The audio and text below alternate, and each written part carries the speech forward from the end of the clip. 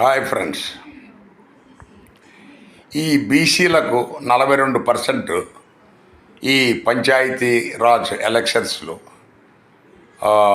మనకు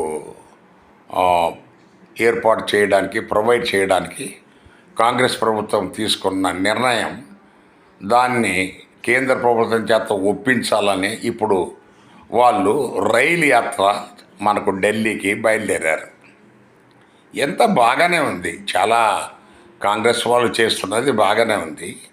కేవలము ఈ పంచాయతీ ఎలక్షన్స్ లేదా మున్సిపాలిటీ వీటి వరకేనా? మరి అసెంబ్లీ పార్లమెంట్ కూడా ఇవ్వండి,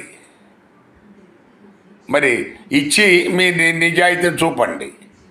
మరి ఇక్కడ కేవలం అంతవరకు ఇచ్చేసి మళ్ళా అసెంబ్లీ పార్లమెంట్లో మళ్ళీ మీరే పెత్తనం చేయడానికి, లేకపోతే ఇప్పుడు అదే మీరు బీసీలకు 42% ఇచ్చేస్తే ఇక జన్మలో ఓసీ అనేవాడు ఎవడు కూడా మన ముఖ్యమంత్రి ప్రధానమంత్రి కాలేడు ఎక్కడ కూడా.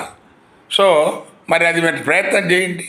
అలాగే ఉద్యోగాలలో కూడా 42% బీసీలకు ఇవ్వండి.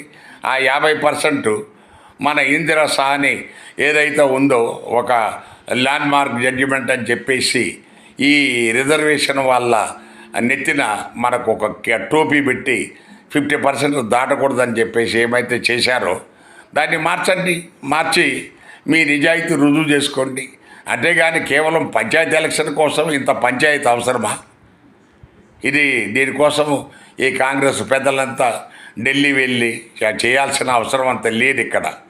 దయచేసి ఈ జిమ్మిక్కులు మాని రాష్ట్ర పరిపాలన మీద దృష్టి పెట్టండి. సో మీరు 40% 42% ఈ పంచాయతీ ఎలక్షన్స్లో ఇచ్చినంత మాత్రాన బీసీలు ఉద్ధరింపబడరు. ఎందుకంటే అధికారం మీ చేతిలోనే ఉంటుంది, మంత్రులు మీరే ఉంటున్నారు. మరి అదే మీరు అసెంబ్లీ పార్లమెంట్కి కూడా ఇవ్వండి. అప్పుడు మీరు మీ నిజాయితీని మనము అభినందిస్తాము. మన ప్రజలు ఎవరు మీ నిజాయితీని శంకించరు. దయచేసి మా ఆలోచించండి. Thank you.